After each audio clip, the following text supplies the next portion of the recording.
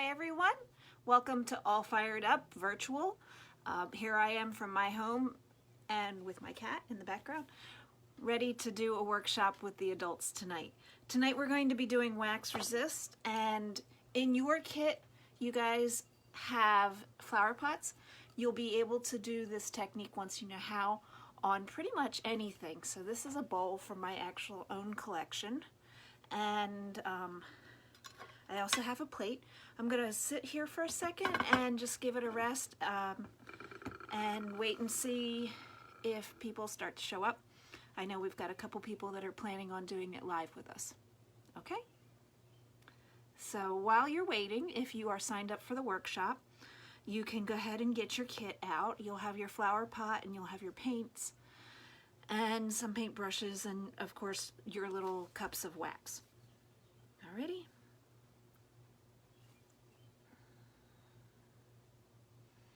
All right, if you are here with me, would you just go ahead and do a quick comment saying, you know, hi, and so I know who I'm still waiting on? I'm seeing a couple people sign it or logging on. It's hard to tell if it's somebody that is here for the workshop or somebody who's here to browse. If you are here to browse, that's awesome. If you like what you see and you would like to do this technique, we can still do these kits up for you at any time. You just give the studio, well, you can look online and see on our Facebook page, excuse me, on our website and see if it's a choice in our online store. If it's not a choice in our online store, then you can give the studio a call and say, hey, I saw this workshop and I'd like to do it, and we can package up a kit for you. And usually there's a couple different choices to customize which piece it is that you want to do. All right, so whoever was watching is no longer watching, so I'm going to give it another minute. And let's see. Yeah, so I'm just going to hang out here for a minute, see who shows up. Remember, when you do show up, please give me a little shout out so I know that you're here. Coming up this summer, we have some, well, we're finishing up in May, we're finishing up some kids workshops. Clay, hi Donna, good to see you. We're finishing up some clay workshops with the kids, and they can still be signed up for if you have any kids that you're interested, or that would be interested in hand building things with clay. And we're going to be doing summer camps with the kids also. Okay, so I've got my people that I'm expecting, so I'm going to go ahead and get started in a second here. One other thing I'd like to tell you about is the summer camps. We have some summer camps that we're going to be doing virtual. We're going to be doing a Asian panda themed one, and that will be entirely virtual in July. And then in August, we're going to do a Southwest themed camp, and we're going to do that both in person and virtual. So a little bit of something for everybody. Okay, so people that are signed up for the workshop, welcome. If I might have some questions for you because I was not actually in the studio to pack up these kits. We're having a lot of fun here with a little bit of quarantining because I have kids in the public schools, and it was bound to happen eventually. Alrighty, so today we're going to do wax resist, and in your kit you should have a little cup of, it looks like a turquoisey color, and it is not paint. Hopefully that is labeled for you. If anybody who has signed up for the workshop can't tell which one it is, give me a quick comment on that you don't know which one is your wax. Okay, looks good. You should also have a couple cups of paint, and you should have some brushes. I have 2 for my set here at home. I'm not really sure how many went out to you guys. If somebody could just, you know, type 1, 2, 3, however many brushes you got in your kit for me, that would be great. Just to give me an idea what you guys are working with.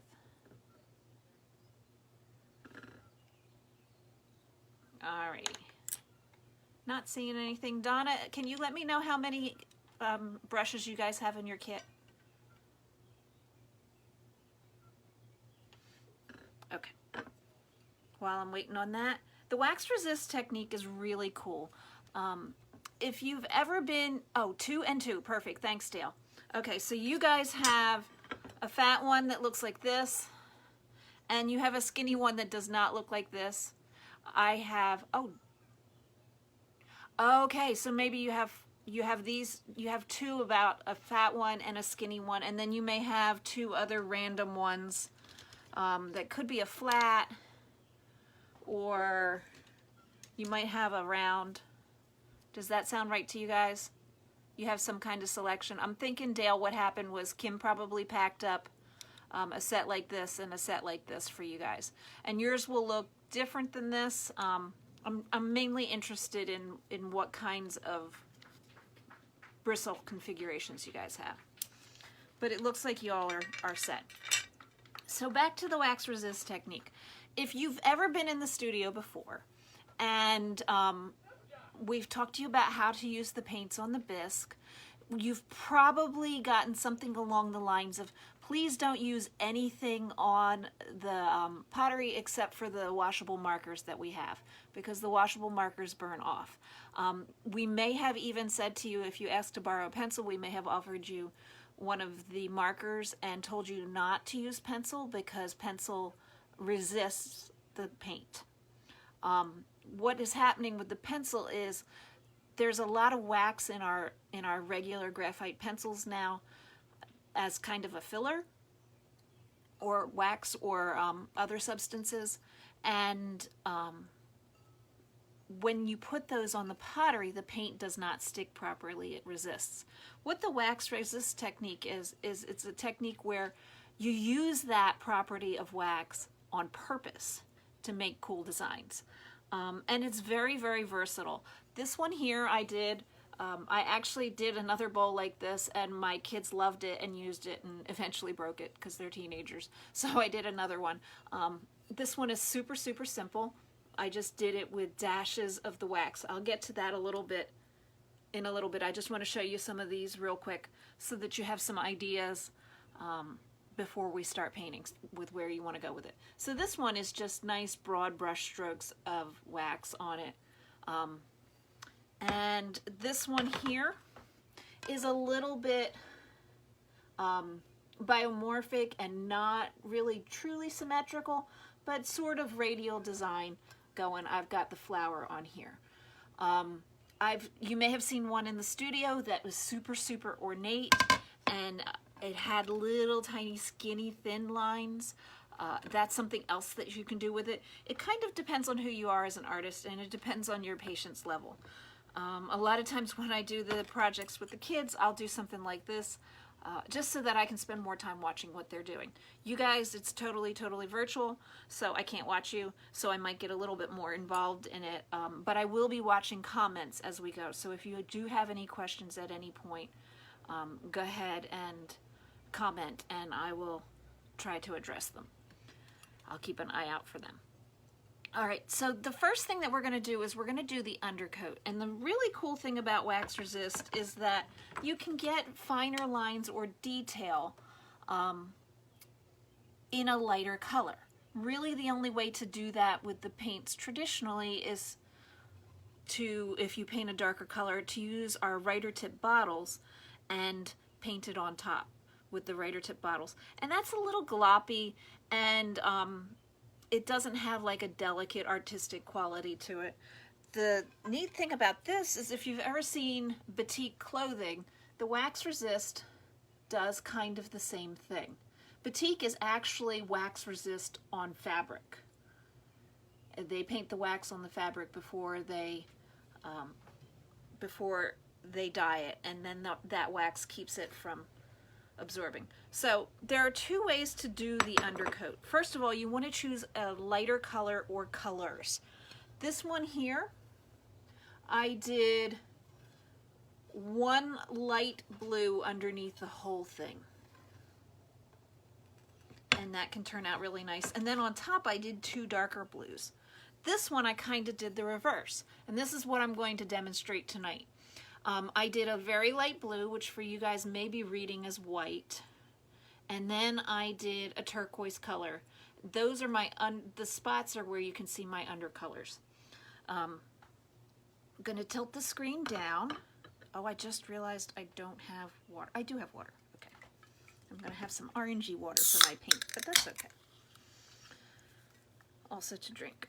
So you guys have pottery. You guys are using regular water. I'm just kind of not with it. So you guys are going to use some regular water.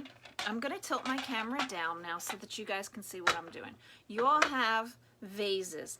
I am working from home, and I am kind of working with what I have. We were not expecting me to be working from home, and we were not expecting me to be working from home quite as long as I've been working from home. So we are doing a lot of improvising. Okay, so there we have it. I have a little condiment bowl here that just happens to be mine that I wanted to do wax resist on, so I said to my boss, I'll just do it on that. I'm going to show you this technique here where you go from one color to the next. And you guys are going to do it on your piece, okay? And I'm going to do it where I want to do the wax resist. So if I wanted to do the wax resist on the inside of the bowl, I would do this technique on the inside of the bowl. If I wanted to do like I did here and leave the inside of the flower pot, in your case, plain, I would just go ahead and paint that a solid color or a variation of colors, but I wouldn't paint it in preparation for the wax resist. Getting a little bit ahead of myself. So mine, I actually already have one coat on, but I'm going to change it up a little bit here. I am going to do my light blue, and I'm going to do my turquoise. I'm going to tilt this up just a tiny bit, hoping that you guys can see, but also wanting to be able to see if you have a comment for me. Okay, so here's mine. I'm going to take my brush, I'm going to dip it in my lighter blue. I want my lighter blue to be on the bottom, so I'm going to paint a nice generous coat on there.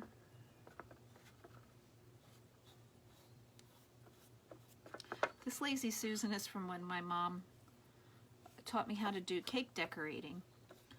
If you've got one of them laying around the house, they are fun, and they do make painting round pieces a little bit easier, but they're by no means mandatory. So I've got my one coat of my light blue on there. Now I want it to be varied, kind of like, let's see if I can get this bowl in the thing too. The inside of my water bowl is blue on the inside and then turquoise, or blue on the bottom and then turquoise on the edges. I'm doing blue on the bottom and I'm going to do turquoise on the edges.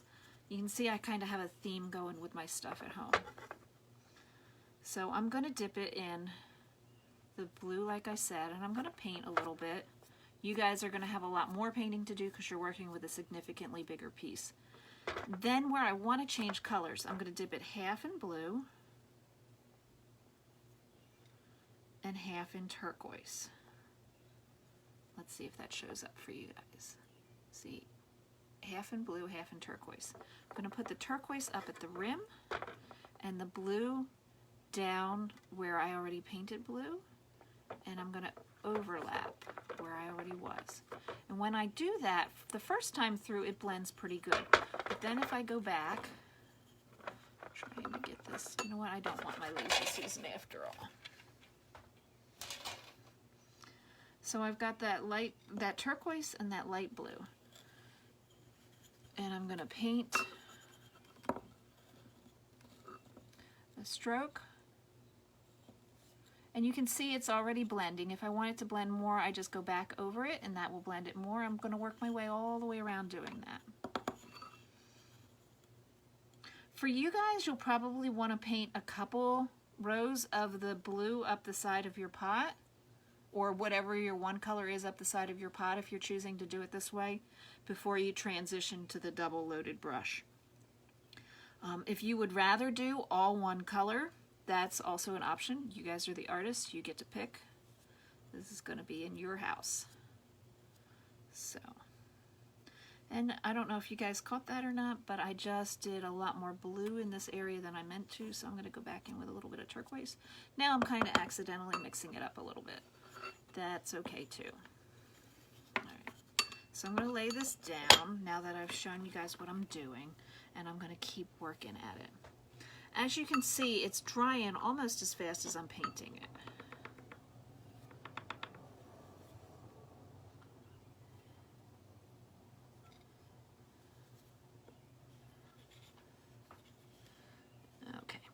Now when I'm done that, and I want to transition to all turquoise, I'm going to, excuse me for a second while I grab a paper towel.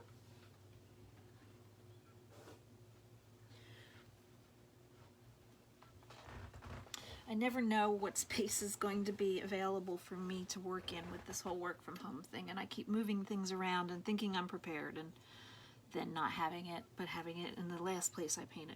So I'm gonna, now that I've done a double loaded brush on the very last part of my bowl, or in your case, flower pot, I'm gonna do just turquoise.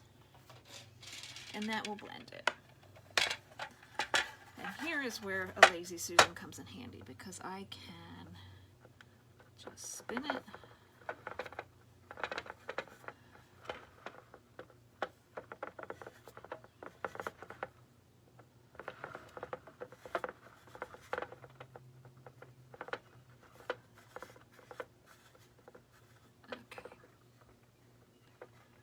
Do a little bit more, just blending that a little bit better. Now once you've got one coat on, which is going to take you guys a few more minutes than it's going to take me, there we go. All right. So once you've got one coat on there, you're going to pick up your piece. You might need to let it dry a second so you don't get fingerprints in it. Flip it over, and while it's drying, you can go ahead and paint a coat on the inside. I am going to kind of reverse my process and do turquoise around the edge. By the way, this is a cool thing that you can do to make your edge nice and solid. I have my brush loaded, and I'm just gonna, instead of trying to brush, I'm just gonna tap it. And especially if you're doing the rim a different color than everything else, when you do this tap, tap, tap, you end up having it look a lot tidier and like you had some kind of crazy steady hand.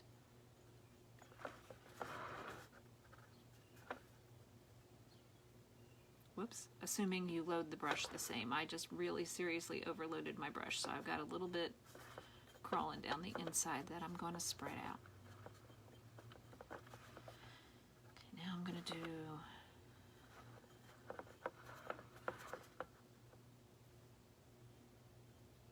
so you can do wax resist all over your entire piece, although with a flower pot, probably you're not going to want to bother because the inside will be covered with dirt.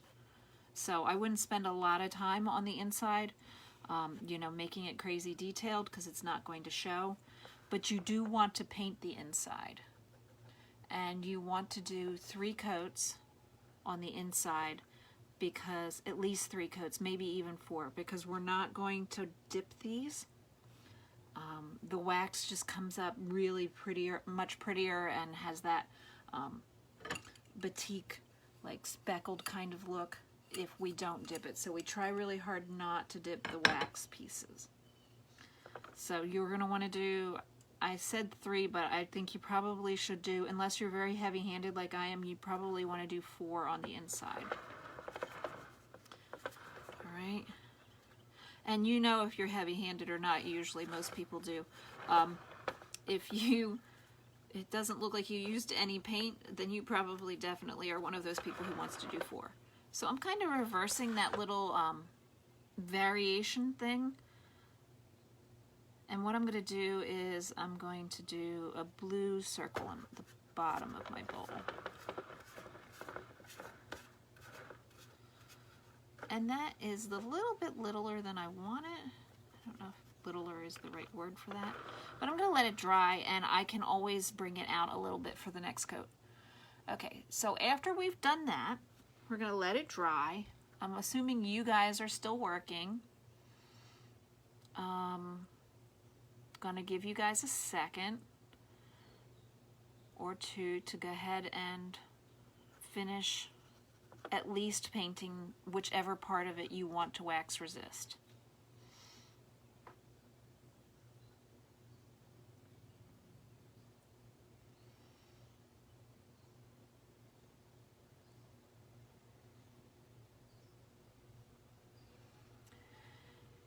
So our summer program for the kids are usually kids 5 to 15 is our target age range.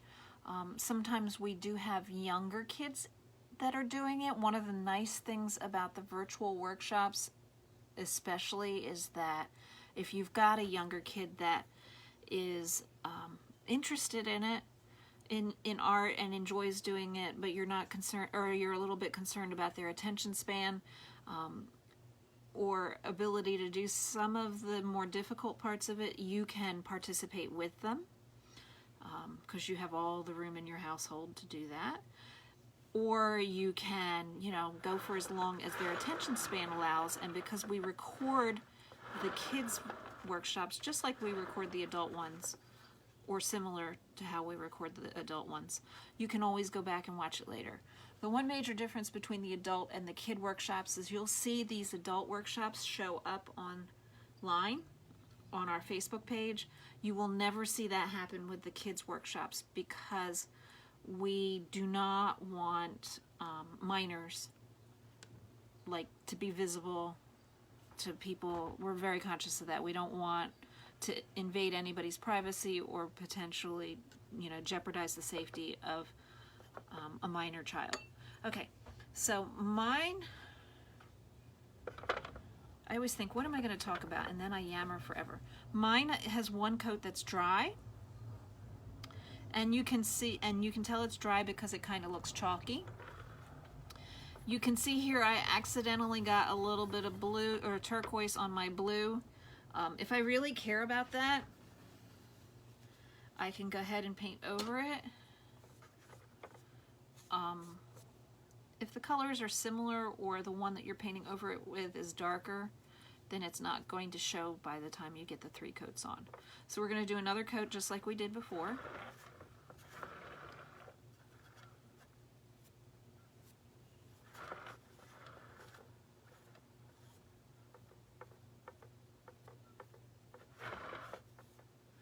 And again, if you're doing solid, you just have at it. Cover that sucker up with 1 coat. If you're doing the fade from one color to the next, don't forget when you decide that you want to change colors, you need to double load. Well, you don't have to, but that's probably the easiest way to do it.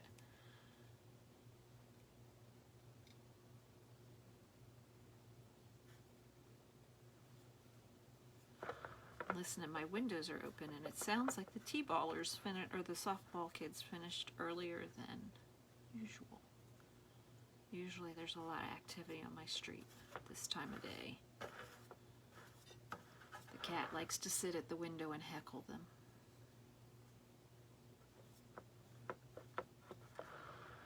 Right. So now I've got 3 coats.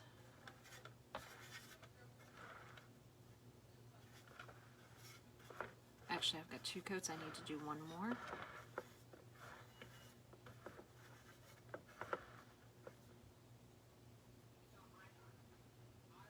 I see somebody commented. Let's see what's going on here. Whoops. I am doing baby blue, but I am also going to do a few daisies with leaves, so I am going to do blue for the undercoat. That sounds perfect. Okay. Here I am showing you guys my middle-aged reading through my bifocal self. Let me just scroll through here while you guys are painting and see if I missed anybody's comments. Okay, we're doing pretty good.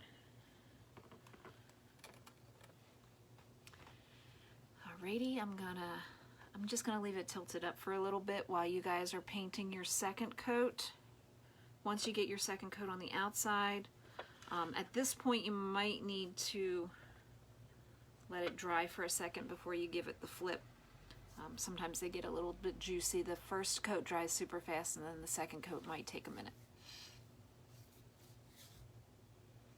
I see a lot of extra people watching. That's awesome. This is the really exciting part for you people who are watching. We are literally watching paint dry. If you are interested in this workshop and you want to try Wax Resist, give it a try at home, you can contact the studio. Our phone number is 856-833-1330, and you can just tell them that you would like to do the Wax Resist workshop that you saw on Facebook, and they can get you up a kit. There's a customization thing. We can give you a choice between a couple different flower pots, and then you'll have this video to follow along. These videos are recorded, so you can do them at any time. You guys may have heard me say hi to Donna. Donna does a lot of our workshops. We really appreciate her being such a great customer. And Donna likes to do them while the kids are at school. So a lot of times she won't join us right now. She will join us, in the middle of the afternoon. And one of the great things about the virtual workshops is that you can do that. You can watch them whenever you would like, especially the adult ones. The kids ones, we have a interactive component because they are not always developed readers and writers, so they're a lot more tech savvy than us, but they may not be able to communicate effectively typing depending on their age. So we do a Google Meets component to the kids ones also.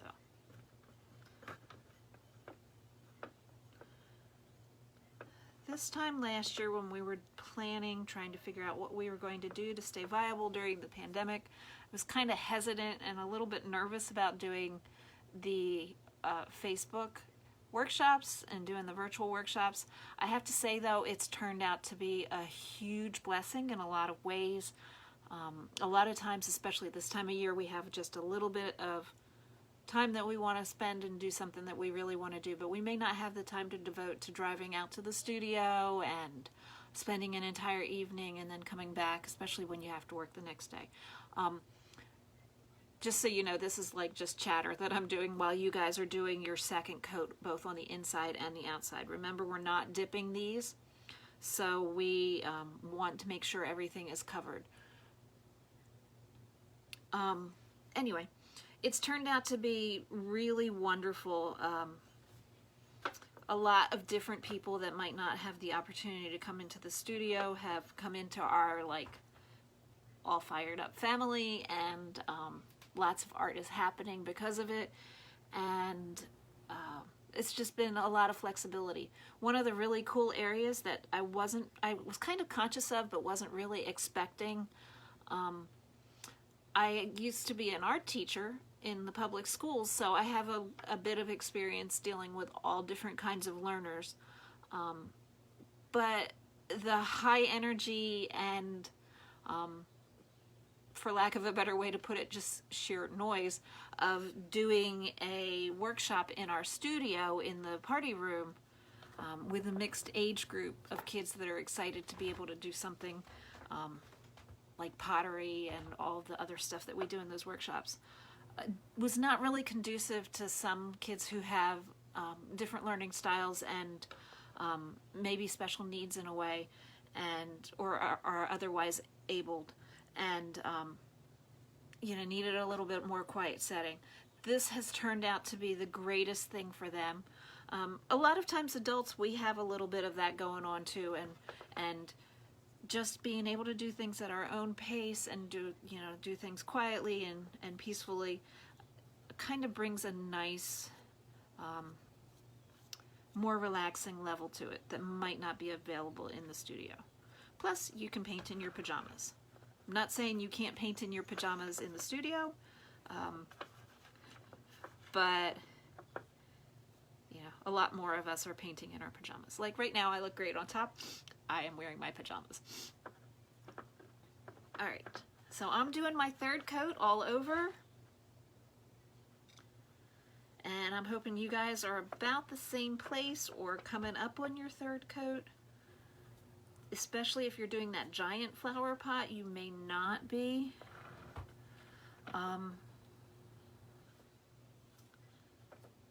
If you're not, that's okay. You can give me a shout out if I move too fast, and I will slow things down and talk about the studio some more while you catch up, or you can just keep going at your own pace, and then once this is finished, this workshop is finished, I will upload it to Facebook, and you can scroll through and watch at your own pace, and you can, you know, fast forward through those parts where I'm talking about completely random things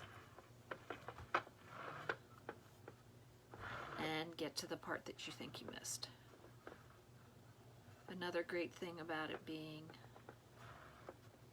virtual.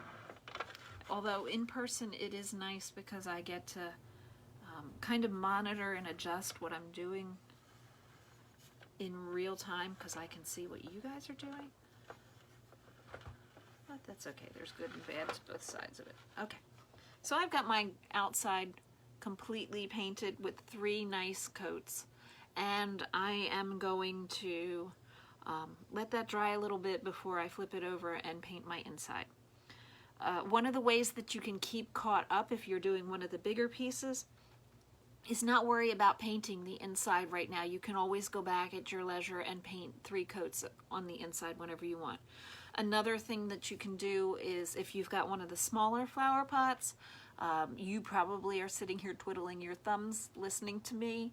You can go ahead and prep that piece with the 3 coats, the 3 undercoats of your lighter color, so that you can also do the wax resist on the tray part of your flower pot. All right, one more second and then mine will be ready to flip for my last coat.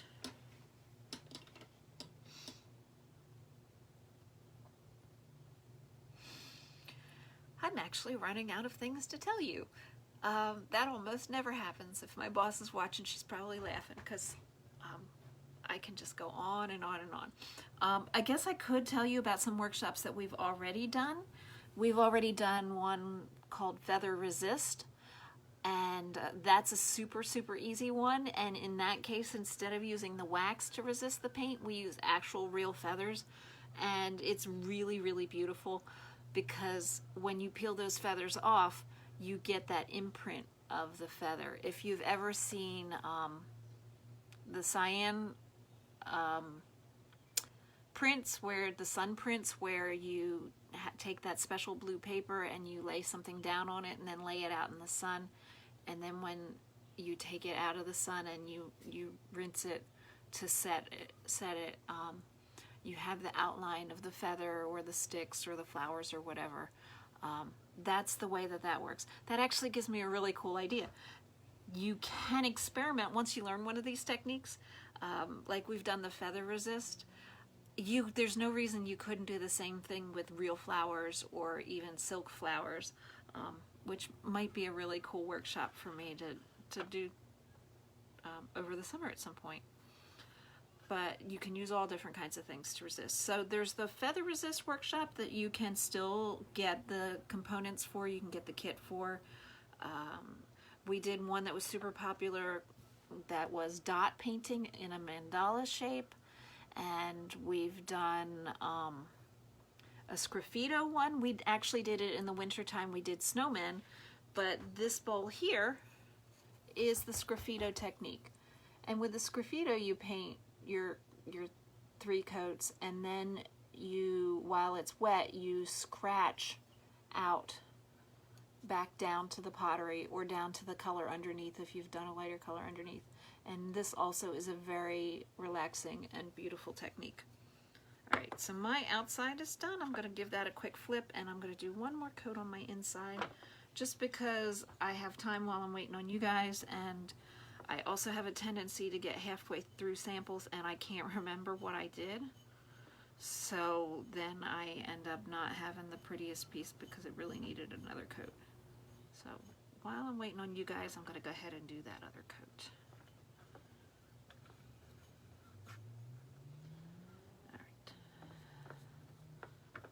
I've got 3 coats.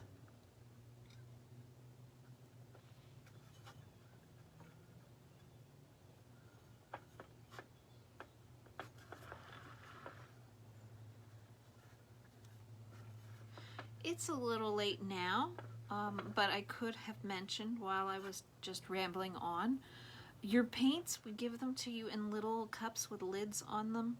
You can use them right out of the cup, or you can scoop some out onto that paper plate that we gave you as a palette. That's kind of a personal preference thing.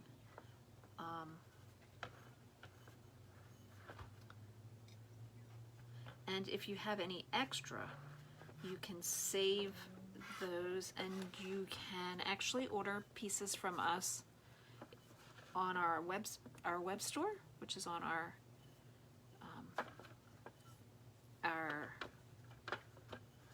web page, and you can use those paints to kind of give you a few more colors than you might otherwise have if you were picking up a to-go kit. Okay? And these paints actually work kind of like watercolor. While that's drying, I'm going to show you real quick. I'm using an old plate as my palette, but you can see on here some of those have dried out. If I wanted to use them, I could dip my brush in the water and I could reconstitute them exactly like you do with pan watercolors. All right, so the next thing after we have 3 coats is to start the wax part. For that, we're going to want our flower pot, or in my case the bowl, we're going to want that completely dry. You can tell that it's dry when it is waxy, or I mean not waxy, I'm sorry, when it's chalky looking. I was distracted by the email that popped down on my screen.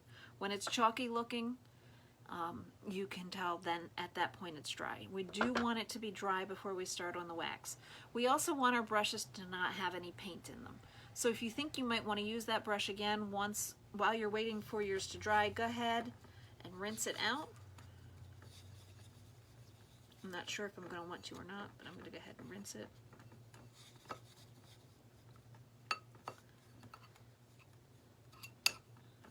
Usually your water bowl will do it. If it doesn't, running it underwater and maybe using a little bit of a gentle soap on it and then rinsing it is good. Soap can also sometimes resist a little bit, so you want to make sure you rinse that out. Okay.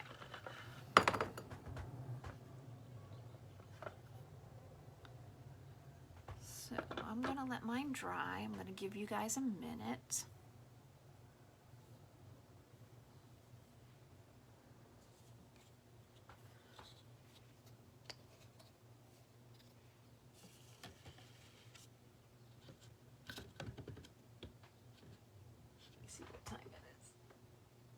We're doing fine. All right. While yours is drying, be thinking about what you want to do. You may want to do something just kind of simple and quick like this, or you may want to do something a little more detail-oriented like this. What you want to do, you know, we'll decide which brush you use next.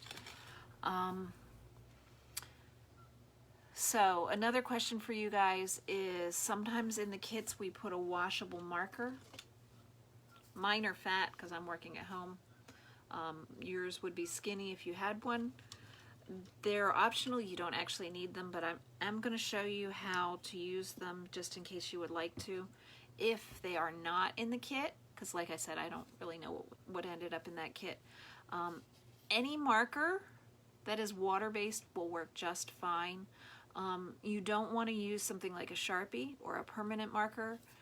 because they are not water-based. Some of them are kind of an oil-based, and a lot of them have an alcohol or a solvent base in them, and they do not burn off. But the regular water-based Crayola or Ross brand, or you know, the kids art supply brands, any of them will burn off if you decide to do that.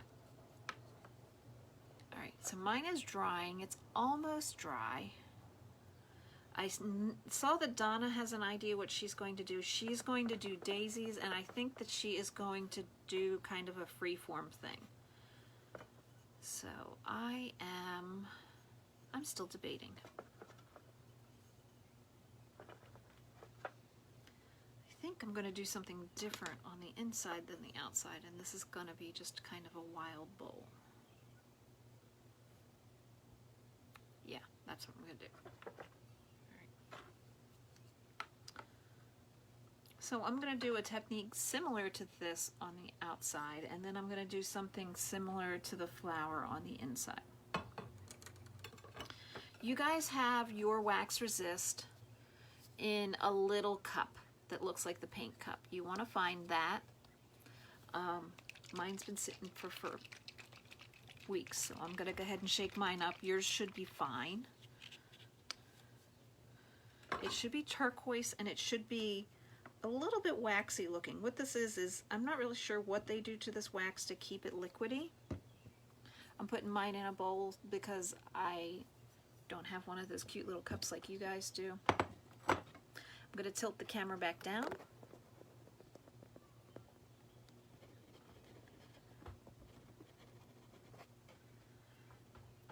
And I'm going to slide this way so that you can see it. So my technique on the outside, I think that I'm just going to do some dashes.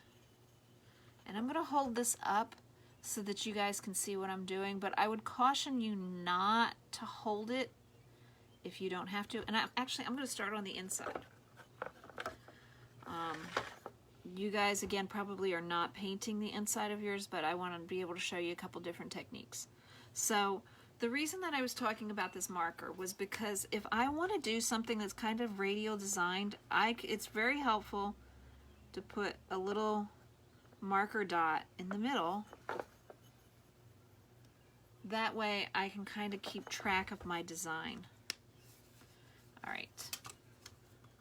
And some people will even go as far as to actually draw out their design. I don't really have the patience for that. Okay, so I'm not going to do it. But it is an option. So I'm not going to do a flower from the inside, but I am going to do something kind of radial. I'm going to do a dot of wax. And I always forget that my love of the turquoises and the blues does not necessarily work great for being able to see the wax. Now that little dot there is pretty built up. If you want to do dots, you can either dip your paintbrush in the wax, or you can dip your paintbrush handle in the wax.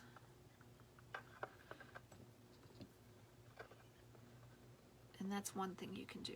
And I could work this out very symmetrically, but I don't do so well with symmetry while I'm talking. So I'm just going to kind of intentionally be kind of random about it.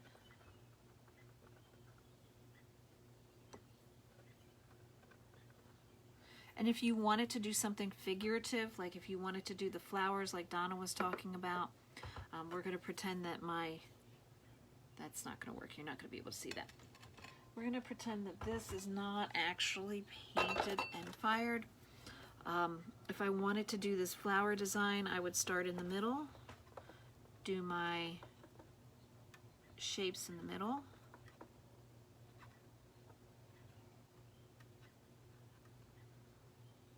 This might be pretty on the tray of yours.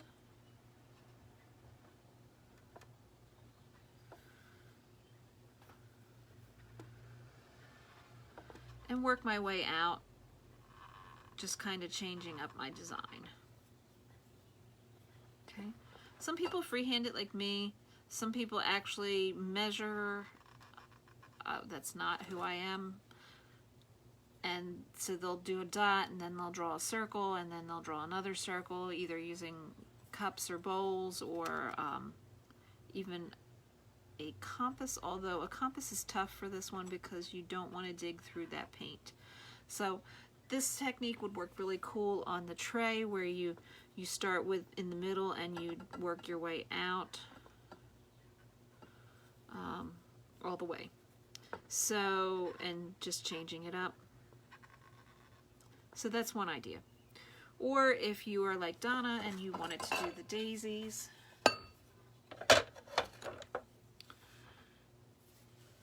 you can just paint your daisies.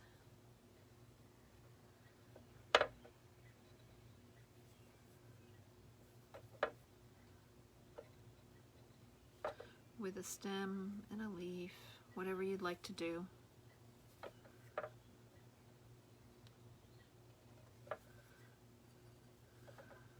Or you can do the dots in the middle like I was doing, and then put your leaves around the outside of that. Whatever you'd like to do, this is really great for being pretty versatile with how you use the wax. Wherever you put the wax, the undercolors are going to show through. So you want to do enough that it shows up, you know, significantly. I'm going to keep doing my dots out here or in here. And I think what I really want to do on mine is just kind of do some dashes. Only instead of doing the wide dashes like I did before, I think I'm going to do pulling up from the bottom. And some of these will be thicker and some of these will be thinner. I might do some dashes in my dashes.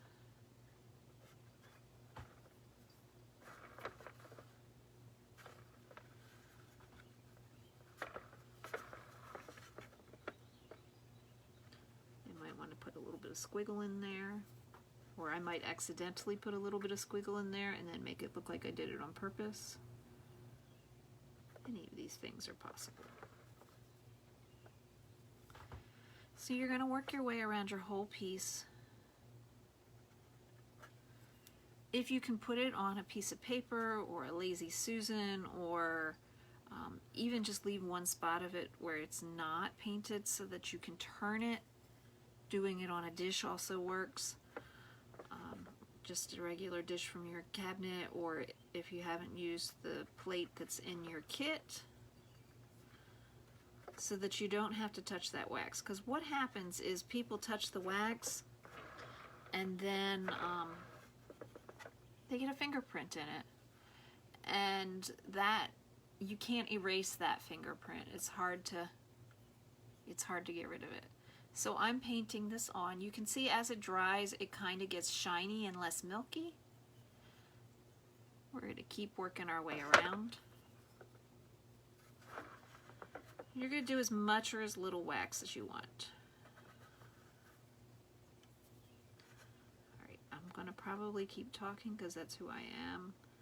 But you guys should feel free to go ahead and do your wax however it is that you want it.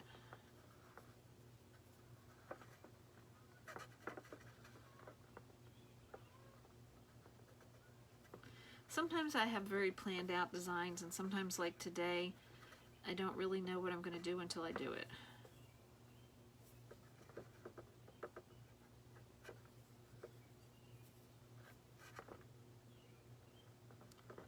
I'm kind of going for a loose stripe, nothing too perfect. This is not the time to have perfect stripes. If you want perfect stripes, you may want to use something like masking tape.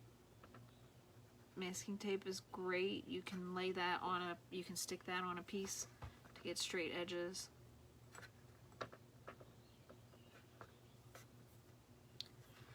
Last month Donna joined us for a, we called it Spring Silhouettes, and the sample has a bunny on it.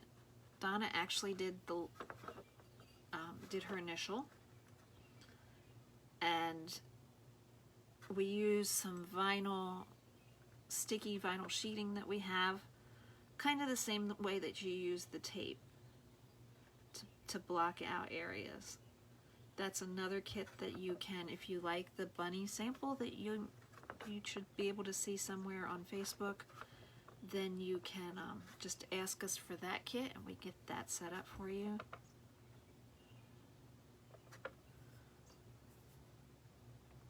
Alright, I'm not seeing any comments from you guys, so I'm assuming all is well.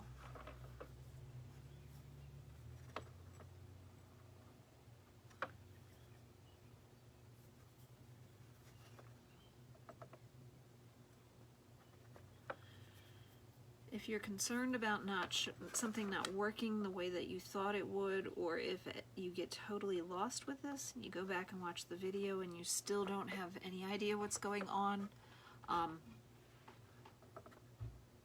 a lot of times it's because I unknowingly went too fast, or it's usually the kind of thing that if we could have just shown you in person, it would not have been a problem to begin with.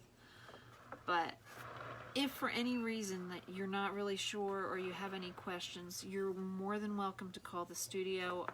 I am working from home, but my boss still calls me and lets me know stuff, and I can field your question and give you a call back. Or a lot of times whoever's in the studio can also do that.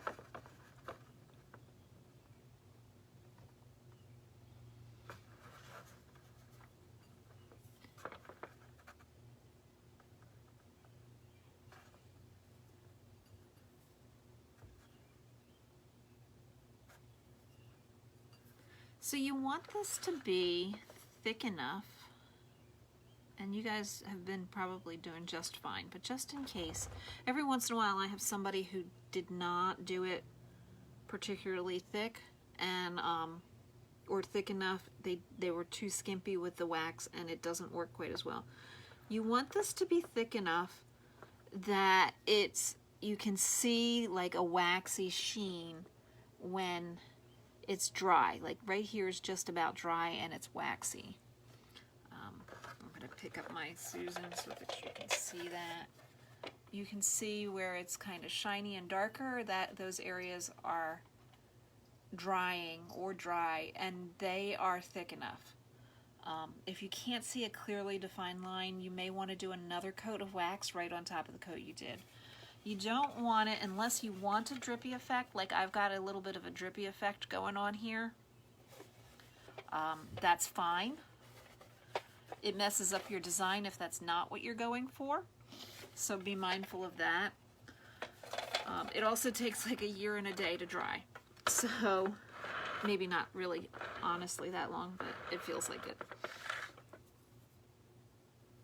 So yep, just keep working on your wax. When you get your flower pot done, if you want to work on the tray, you can do that.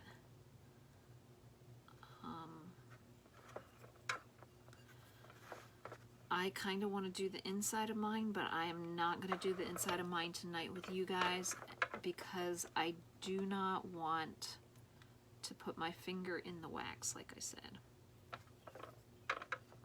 If you're watching me, you may have noticed that I do a lot of bracing my hands. I do that because I have a tremor, but pretty much anybody can benefit from that when you're trying, especially if you're trying to do something with a small brush. By kind of building yourself a tripod with one hand and resting your other hand on it, you can usually steady what you're doing and get a nicer line.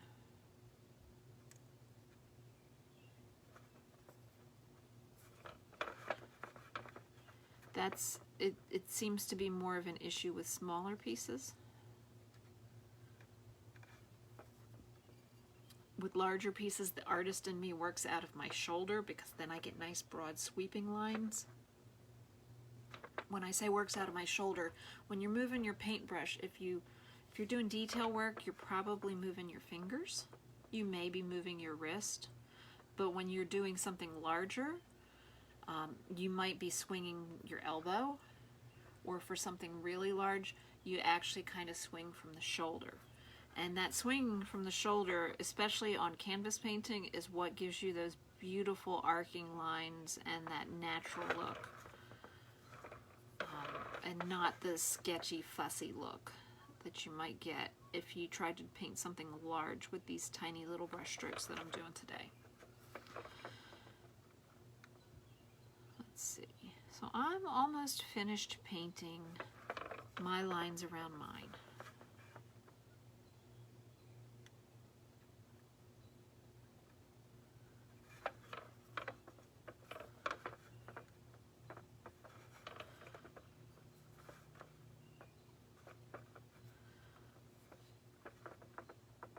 While I've got my brush in the wax, it's important that we be able to get these pieces back to you, and to do that we need to know whose piece it is. So what you can do for that is you need to put your name on here somehow. And remember I said that marker will burn off. Pencil is no good because of the way it resists the paint. Sharpie doesn't burn off, but it leaves kind of a weird shadow. So you really want your name to be, if you were painting in the studio, we would say we want your name or initials on the piece in paint. One of the cool things about this technique is you can do your name or initials in wax. Now I'm going to be careful not to dip my hand where it was. Your pieces, or where the wax is still wet, your pieces are bigger, so you might not have this issue. But I'm going to go ahead and do my initials in wax. If you want to do that, you can. If you don't, or if you forget, you are going to need to put your name or initials on your piece before you bring it back to the studio in paint. If you do not do it, if your name or initials are not on the piece, whoever you hand the piece into will make you do it while you're there.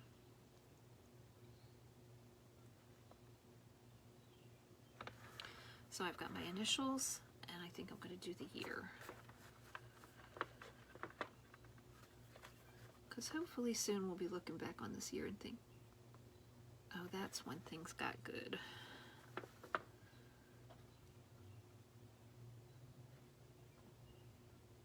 Okay.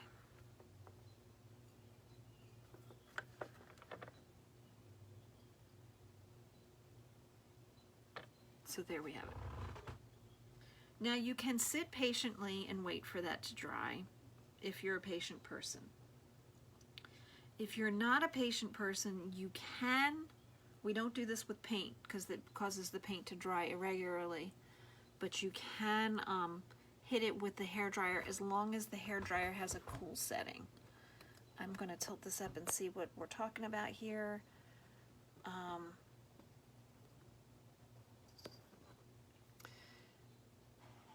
Let's scooch back.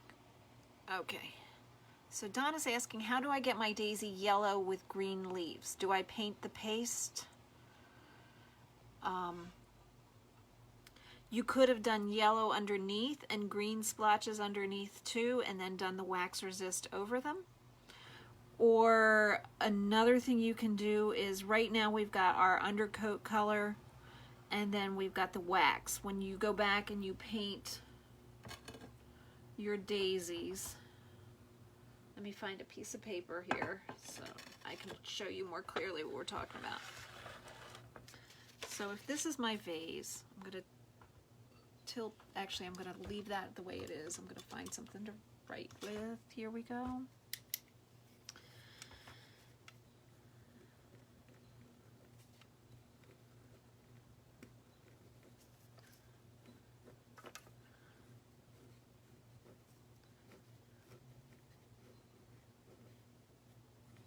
So Donna's got daisies on hers.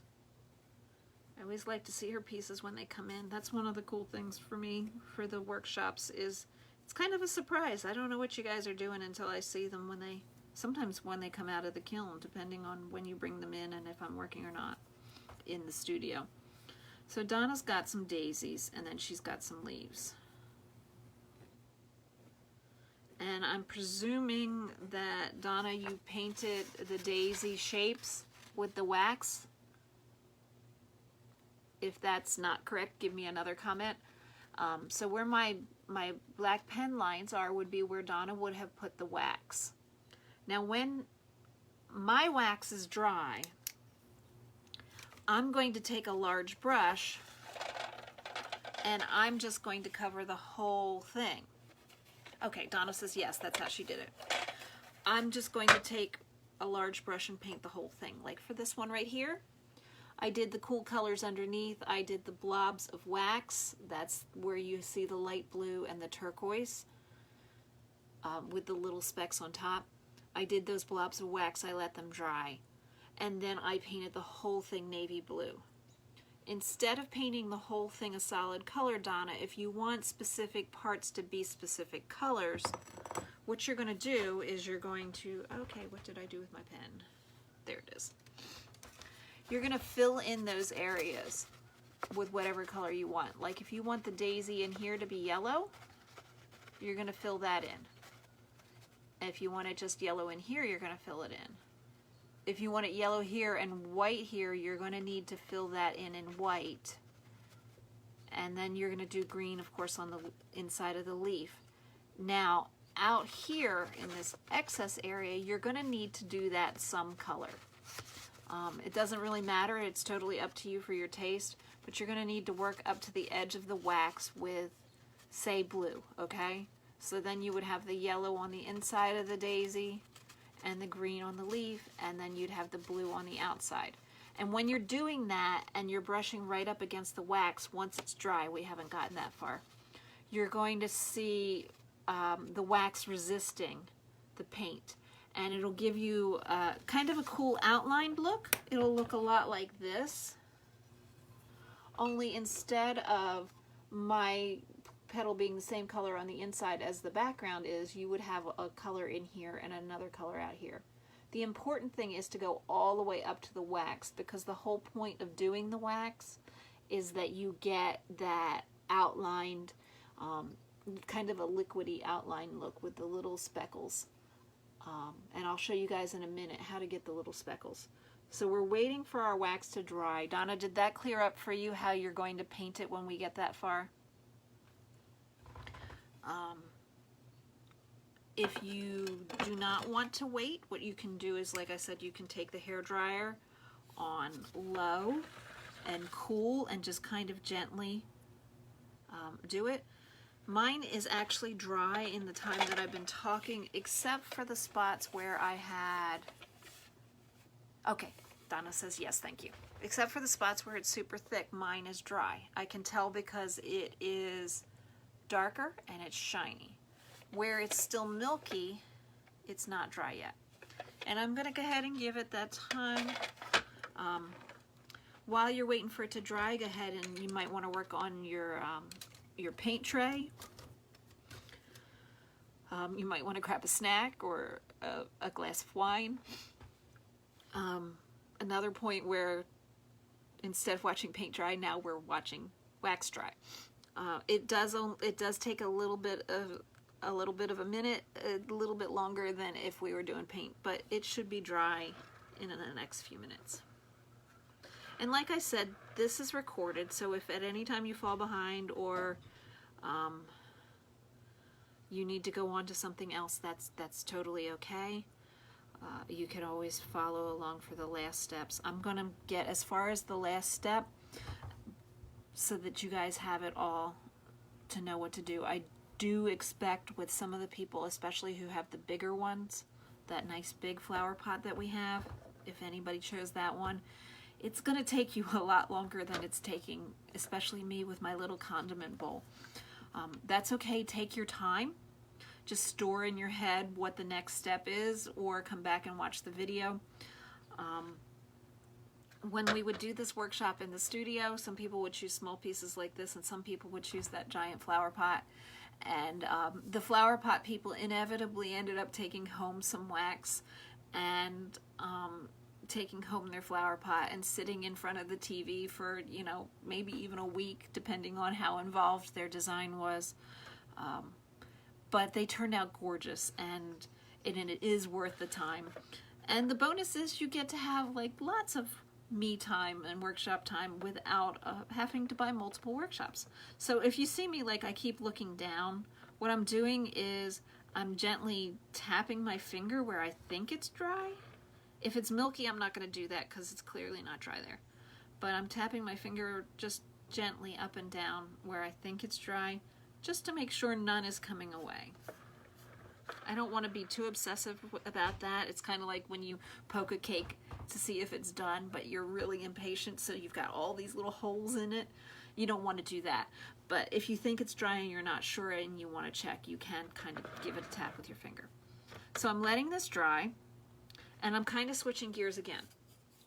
I'm going to clean this brush, partially because the wax gunks up in the brush, and these brushes are yours to keep, and you want them to stay nice so you can use them again in another workshop if you'd like, or on your own personal thing.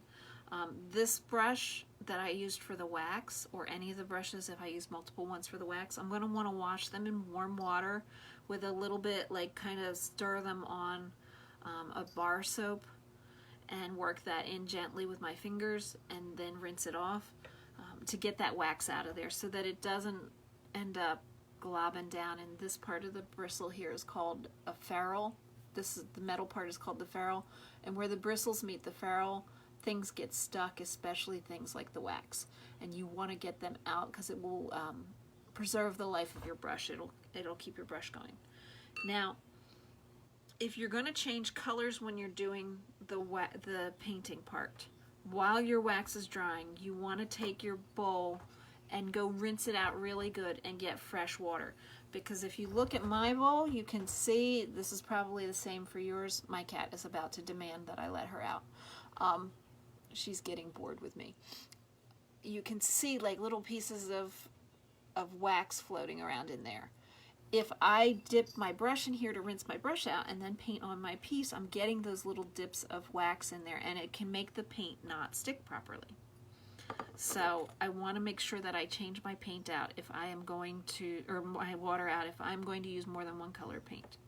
Today I'm just going to paint the whole outside of mine one color. You may have noticed I have a theme going. My dishes, my original set of dishes are blue willow and some random spode pieces and all kinds of different patterns like that, and I kind of have an eclectic look going. So whenever I paint a dishware piece that I'm going to keep, I always use those colors so that it will go well with the pieces that I already own. And then I have a fun, like, kind of real boho looking dish set because nothing really matches, but it does all kind of still match. That's something that you can think about when you're doing, especially if you're doing a lot of pieces and you want them to go together. You can create harmony by using the same technique, or you can create harmony by using the same motif over and over again, like maybe Donna does daisies on everything that she does. Or you can create harmony by using the same colors. So I have chosen using the same colors. I do have, everybody has pretty strong color preferences. My boss laughs and tries to get me to use purple, which is not my thing. So the way I'm doing my Unity is making all my pieces look like they belong together, even though they're all very different, is by using the same color scheme. Okay, so I'm going to give you guys a second to finish painting. I'm going to let my cat out. I'm going to rinse my water, and I will pop right back.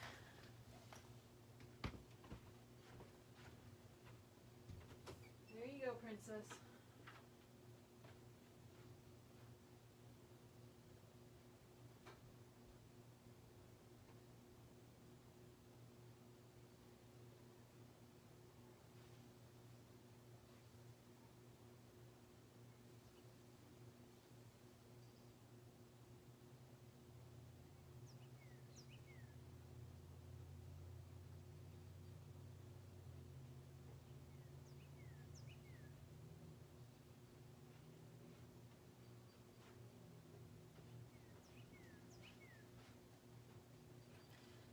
And here I am with my fresh water.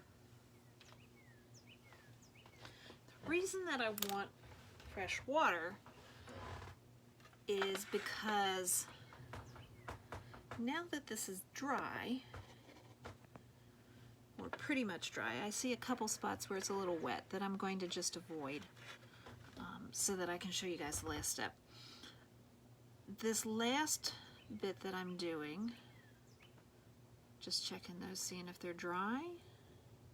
Sometimes they get, like when you paint nail polish on your fingernails. Once long ago I had pretty nails, and now I work in a pottery studio and I never do. But you know, when you paint your nails and they're dry on the top, but they're still wet underneath, and if you bump them, they kind of, you know, get skinned. That happens with the wax resist too. So that's part of why before I start painting, I'm going to tap and just make sure that it's dry all the way through. And if it's not, I'm going to patiently, which is tough for me, wait a few minutes before I go on to the next step. And mine is almost dry. I do have a nice section right here that's nice and dry. I think I might just paint that just to show you guys what to do.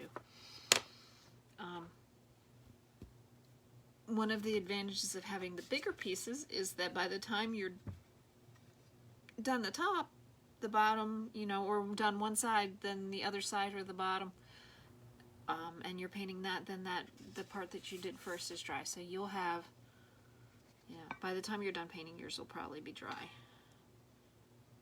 Whereas this one works a little faster, so that didn't happen with me. Now, you know, we've been talking about supply chain issues, and even before the Russians got involved, things, you know, we're running short of crazy things these days, like toilet paper or whatever. There is not really a gas shortage. There is, apparently, weirdly enough, an art supply shortage, probably because so many people decided to express themselves and try to find an outlet during the pandemic. So weirdly, at various points in the pandemic, I wasn't able to find turquoise acrylic paint for a workshop, a sea-themed workshop I was doing with my kids. Or, you know, we'll get one kind of brushes and we'll get super attached to them, and then the next time we go to order them, they won't have them and we'll never see them again. So, I guess I could tilt this up a little bit so you guys can see me while I'm talking. So, whoops. Brushes seem to be the big thing with us, though. For a while, we were only getting these brushes. I don't think I even brought any home because I hate them so much. That we predominantly just use for the kids' acrylic workshops now, that were really thick or stiff, and I don't like them because they scratch the paint. And when you're doing something like wax resist, they scratch into the wax a little bit. These brushes are beautiful, and we are able to get them. They come with a nice flat brush, a nice wide flat brush, which is hard to find when you're trying to get smaller sets for people. And they come with a nice fine brush. So that's why I really like this set. But just in case you guys wanted to do something else, I believe my boss did toss in a couple other brushes so that you can have a little bit of a selection. Okay, so I'm going to use my nice big flat wash brush for this part. And the reason that it's called a wash is because these brushes were originally designed for using with watercolor, where you would do large areas of wet and drop paint into them, or large strokes of a thin, wet, washy paint. So you were basically kind of washing the paint on the piece. We are going to wash the paint onto these. And I think, I'm looking around, I'm seeing, I do, I have something I can put this on, so that you can see my face while I'm painting.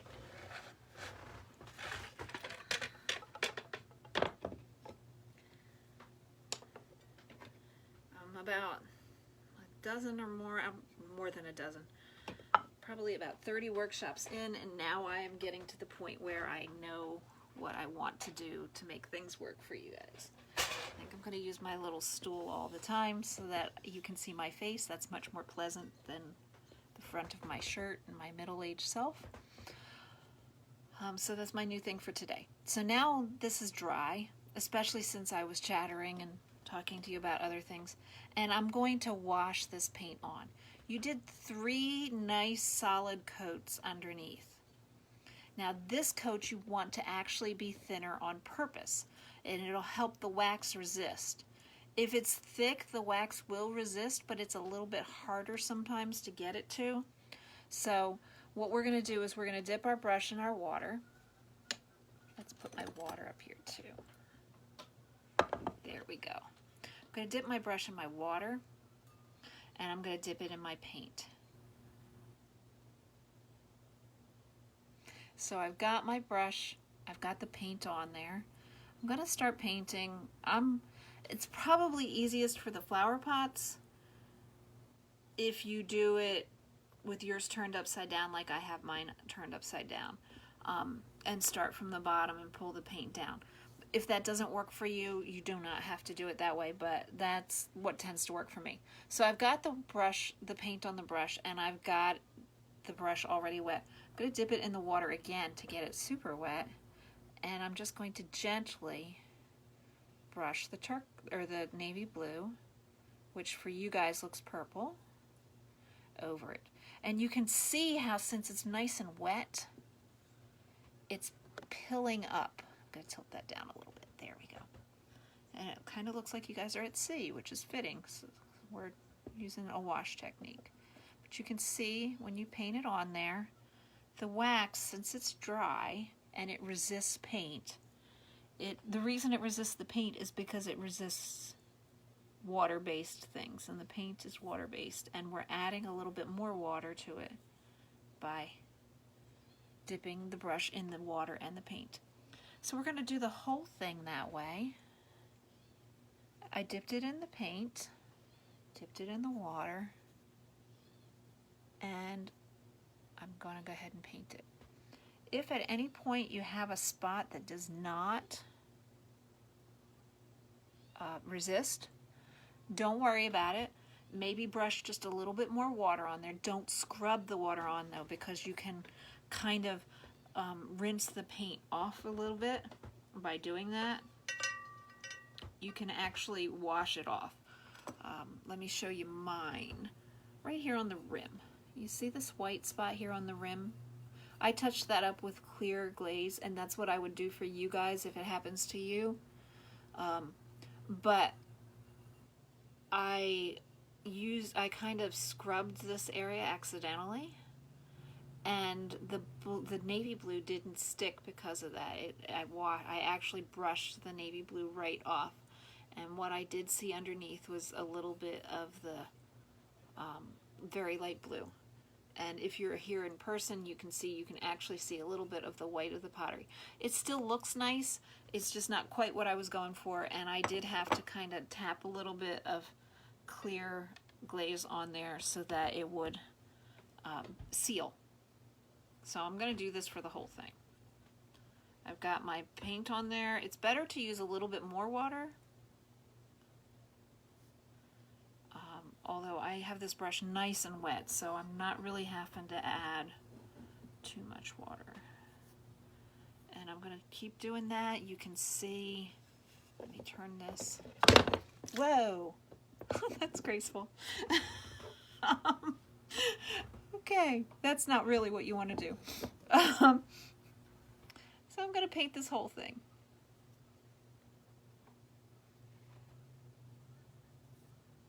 Every time I do a workshop, I call and tell my boss that it went great, because it does. And then I tell her what crazy thing I did wrong that time.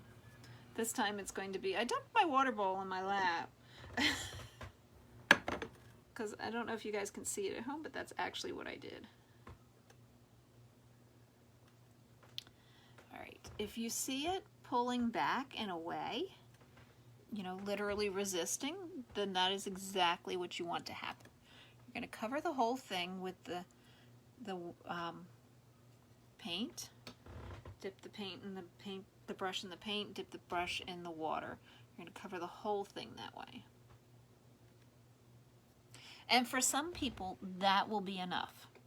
For other people, you might want that color darker. So what you can do is you can let it dry and do another coat exactly the same way, and that will darken it up a little bit. One other thing you can do, I did not have this problem this time, so I can't really show you, but sometimes, like I said, the paint doesn't resist, like you can see it sitting on top of the wax. Some of that is going to come off anyway as the wax burns off in the kiln. If you want to ensure that it happens, what you can do, let me tilt this one up here. You can see right here where it pilled on its own, it like resisted. You'll see little drops of dried chalky looking drops, and that's going to turn out like this. If for some reason it's not doing that, you can take a clean sponge or a little piece of paper towel kind of rolled up.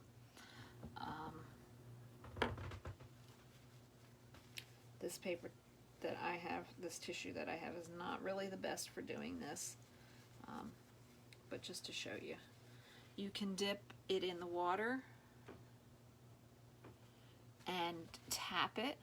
Don't brush, like I said, don't scrub, but you can tap it on there, and what's going to happen is it's going to lift. If you do a nice gentle tap, it's going to lift where the wax is, but it's not going to lift the other paint. It will eventually lift it a little bit, so you don't want to be real heavy-handed with that, but that's a way that you can get the wax to show up a little more if it's not for you. Again, dipping it in the water so that it's damp. Either a paper towel or a clean sponge. You can tap it. Or some people even like to take a nice big brush, just put water on it instead of putting paint on it, and gently brush the water over it. You can do that. I actually like doing that best. You do want to be careful when you do that, that you don't do so much that there's none of that background color where there is no wax, because then it's not going to show up. Okay, so that's it for today. When this dries, I'm going to go ahead and do one more thin coat of the watery paint, and then mine will be done. I'm not going to make you sit and watch paint dry. I hope you guys enjoyed the technique, and if you really liked it and you want to do it again on something else, you can ask us. When you order a to-go kit, you can ask us to do you up a little cup of wax, or if you have leftover wax, this wax is good until it dries out, so as long as you put the lid back on it, it should be good for quite a while. And you probably have some extra. There is a little bit of an upcharge when you're not doing a workshop in wax, but you know, you can work that out with my boss, and it'll all be good. All right, so there we go. That is our Wax Resist workshop. I look forward to seeing your beautiful flower pots, and when you get them back and you plant beautiful things in them, please take pictures of them and either send them to the studio, email them to us, or if you are on social media, if you will post it and tag us, that would be really awesome. We'd love to see them. Okay, thank you guys, and have a great night. I'm gonna hit finish and upload this, and if you need to go back and watch it, or if you want to order the kit later, you can do that. Have a great weekend. Bye-bye.